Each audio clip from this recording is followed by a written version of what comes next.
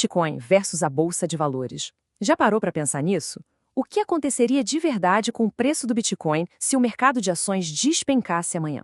Bom, a gente vai mergulhar fundo nos dados e nas projeções para entender o que pode rolar nesse cenário. E para a gente entender essa história toda, nosso roteiro é o seguinte. Primeiro, vamos ver o tal do efeito dominó. Depois, a gente passa por 3 cenários bem possíveis, analisa os colchões de segurança que existem hoje, entende a psicologia por trás do pânico e, no final, a gente chega no veredito dos analistas. Então, vamos direto ao ponto, né? Imagina o cenário. O S&P 500, que é o principal índice da Bolsa Americana, tem uma queda brusca, uma queda de 30%. O que isso significaria para o Bitcoin? Para começar, a gente precisa entender o efeito dominó. Sabe aquela história de que o Bitcoin não tem nada a ver com o mercado tradicional? Pois é. Na prática, a gente vê que ele está, sim, e muito conectado ao que acontece na Bolsa. E o conceito mais importante para entender essa conexão é o tal do beta. Pensa nele como um amplificador. Ele basicamente mede o quanto o Bitcoin exagera os movimentos do mercado. Ou seja, se a bolsa sobe, o Bitcoin tende a subir ainda mais. E se a bolsa cai, bom, aí o tombo também costuma ser maior.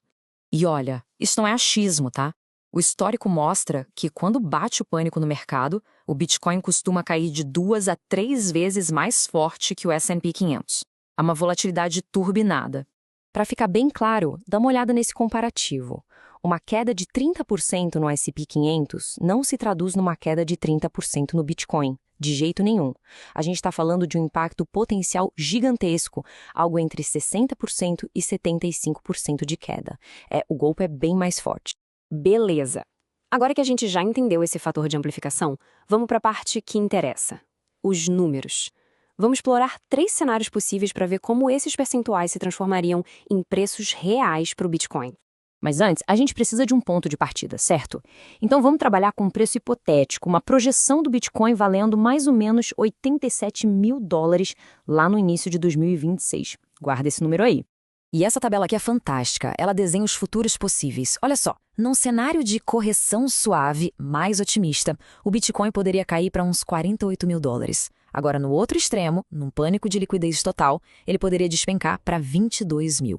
E tem um meio termo, o de resiliência institucional, onde novos fatores do mercado poderiam segurar o preço ali na casa dos 45 mil.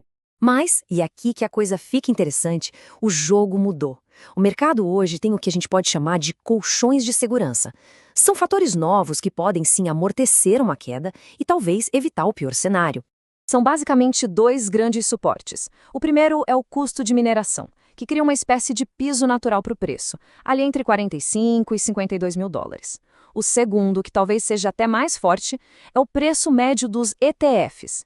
Pensa bem, as gigantes que compraram bilhões em Bitcoin, como a BlackRock, têm um preço médio de compra. Elas provavelmente defenderiam com unhas e dentes a região dos 50 mil dólares para não sair no prejuízo. Certo, a gente já entendeu os cenários, as defesas, mas por que, afinal de contas, a queda do Bitcoin seria tão violenta em primeiro lugar? O que acontece por trás das cortinas para gerar tanto pânico? É uma verdadeira cascata. Tudo começa com as chamadas de margem. O investidor grande perde dinheiro na bolsa e precisa vender o que for mais rápido e fácil para cobrir o rombo. E o Bitcoin está nessa lista. Isso dá início a uma fuga para o dólar. Todo mundo querendo dinheiro na mão. E para piorar, o investidor de varejo vê o preço caindo, entra em pânico e vende seus ETFs, o que joga mais lenha na fogueira e acelera ainda mais a queda. Ok, depois de analisar tudo isso, de todos os lados, qual é a conclusão? O que a maioria dos analistas de mercado acredita que aconteceria com o Bitcoin numa crise dessas? Vamos ao veredito? E o número mágico, o ponto para onde a maioria das projeções aponta, é este aqui, $40 mil. Esse seria o nível de preço que muito provavelmente o Bitcoin voltaria a testar num cenário de derretimento de 30% do mercado de ações. E essa citação, olha, ela resume tudo de forma perfeita. Por mais que a gente ouça falar em ouro digital, a verdade nua e crua é que na hora do aperto, na hora do pânico, o Bitcoin ainda se comporta como um ativo de risco e de altíssimo risco, bem parecido com uma ação de empresa de tecnologia. E isso tudo deixa a gente com uma última pergunta no ar, que abre uma discussão totalmente nova. Se esse é o cenário para o Bitcoin, o que aconteceria com as altcoins? A resposta rápida? A queda provavelmente seria ainda mais devastadora.